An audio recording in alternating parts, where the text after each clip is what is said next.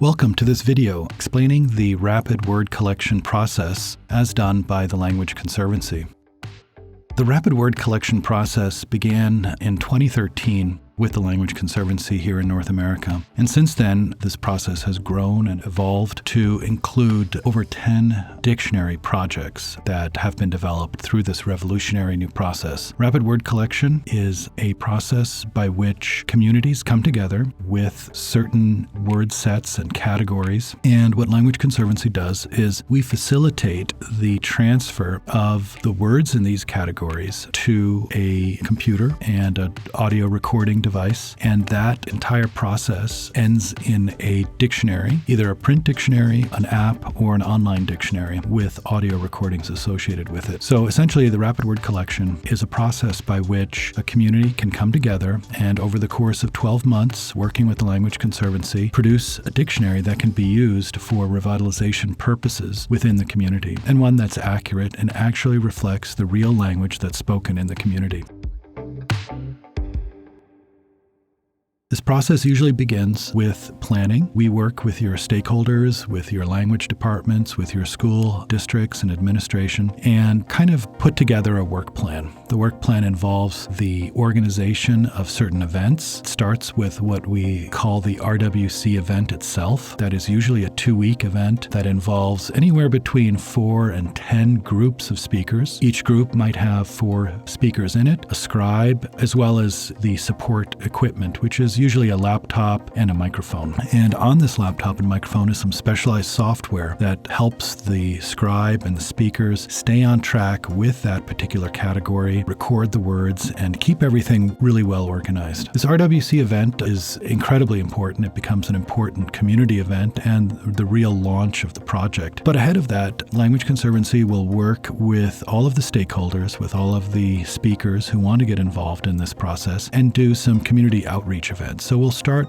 first off by having some what we call open house events, where we will present what it is that we're trying to do and how this all works. We usually do at least 2, sometimes 3 or 4 different outreach events, just to get people very comfortable with it and talk about how this is going to be actually a fun event and that the products are going to be available to the community and owned by the community for generations moving forward. So once the community events happen, we will schedule the RWC, and an invitation will be sent to all the speakers, inviting them to come and participate. The venue is chosen. We could do this in an office. We've done them in community centers. We've done them in auditorium type scenarios, many different venues. We usually start the first day off with some more introductions, some orientation. A prayer is always a good way to start this event, making sure that we do this in the right way. Next steps in the morning are making sure everyone has what they need, that they're comfortable. There's snacks and coffee and other kinds of things that are available to speakers and participants throughout this entire event. Also, lunch is usually provided as well, so we usually do that on site. Secondly, we also make sure that everyone is aware of the schedule, that we'll do a 3-hour block in the morning, then we'll break for lunch, and then we'll do the afternoon session between 1 and 4:15, usually another 3-hour block. We do that for 5 days during the weekdays and then again the following week as well.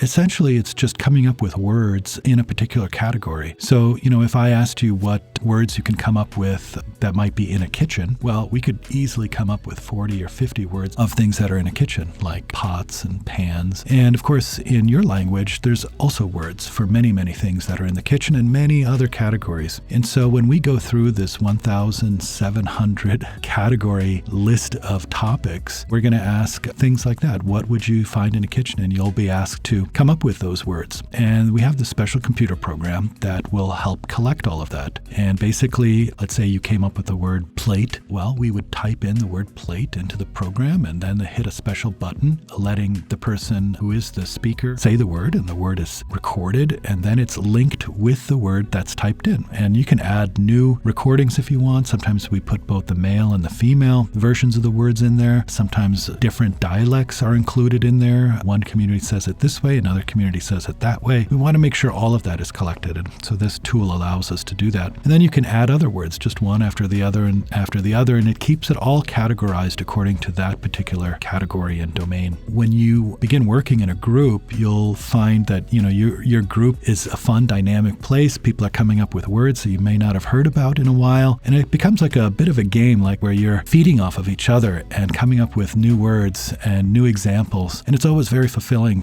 to remember a word that you haven't thought about in a while and get that put down, because then you know that that word will be available for learners moving forward, and it's a very fulfilling feeling, and we want to encourage that as much as possible. And usually by day 3, people really begin to feel their stride in this work. They're generating words faster and more of them. Overall, projects are able to get about 1,500 words a day, if not more. And so that's a great feeling, basically, to go from zero and in the course of 2 weeks have 10 to 15,000 words recorded and typed out, and that begins to form the core of the dictionary. Over the course of 10 days, more and more words are collected. People are getting very excited about it. We're keeping track of all of them. The different groups are always very proud of it. This is such important work, and we want to keep it as upbeat and positive as it is. Once you get started with this, you'll feel the excitement of it, and people, really can't wait to get started in the morning sometimes. They've been thinking the night before of words that they forgot the day before, and now they want to get them down, and it's a team effort. I think that's what you'll walk away from, feeling that you and many of these other elders and speakers that were involved in this project really accomplished something amazing and fantastic. By working together, you've been able to leave a legacy for your children and grandchildren in this powerful way.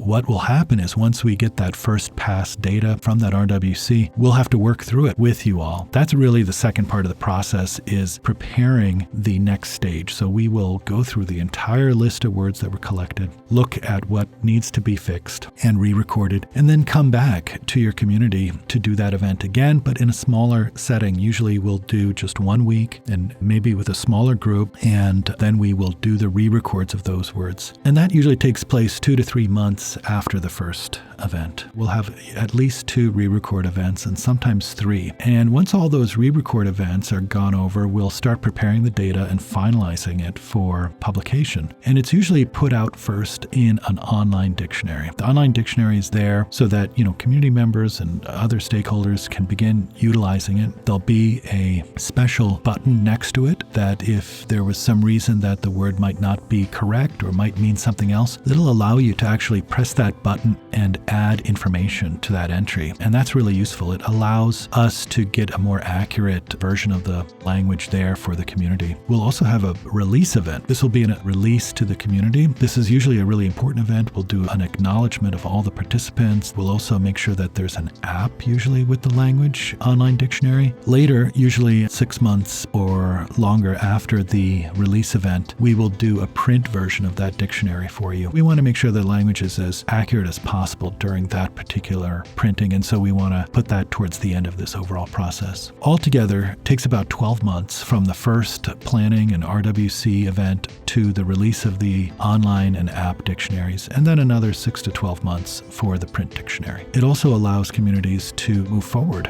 with the things that the dictionary produces. So the dictionary becomes a kind of a foundational cornerstone of many of the things that are needed for schools and language learning communities. With the dictionary, you can produce the textbooks, and you can do the other apps, and you can do the e-learning platforms and cartoons. Anything that you really want to do, you can now do with a lot more confidence and ease because you have the online dictionary.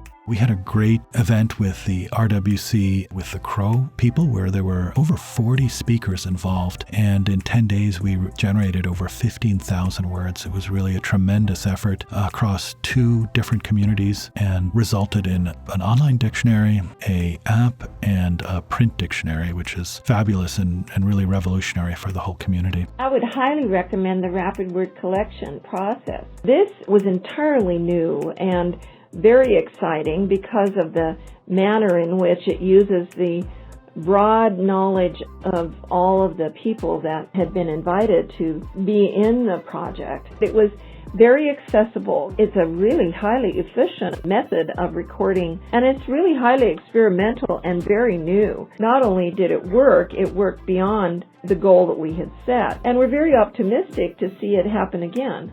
people would go home and after the session in the day.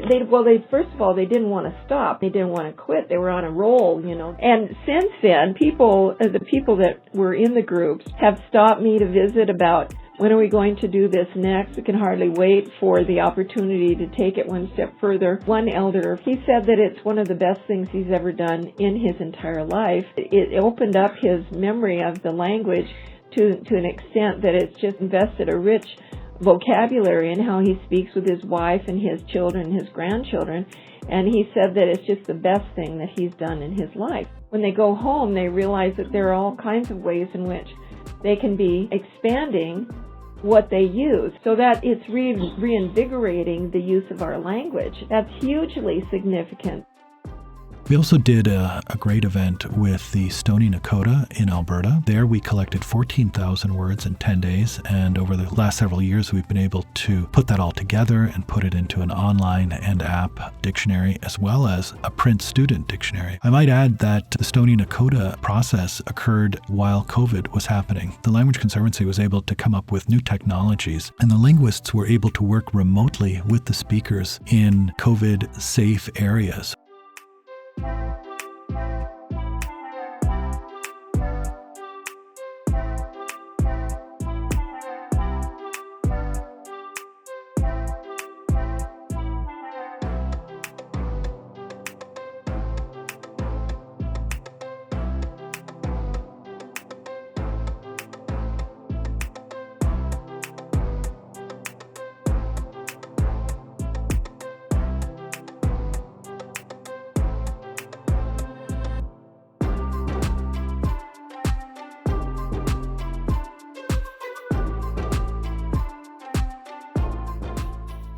We've also been able to work with numerous Apache dialects with the RWC tool. Another community we worked with was Ho-Chunk Nation of Wisconsin, and we were able to do the RWC process and also the RRC process during COVID, and that resulted in about 12,000 words in 10 days.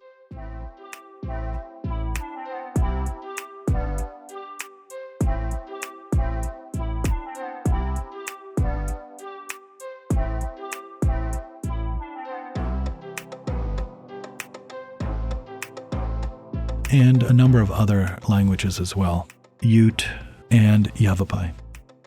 You've made it really easy because this is the first time for us to even do something like this. We were guided pretty much step by step on things to do. And plus we're learning a lot as we're going along. This is really going to help us realize what more we can do and what we should do and what we're missing.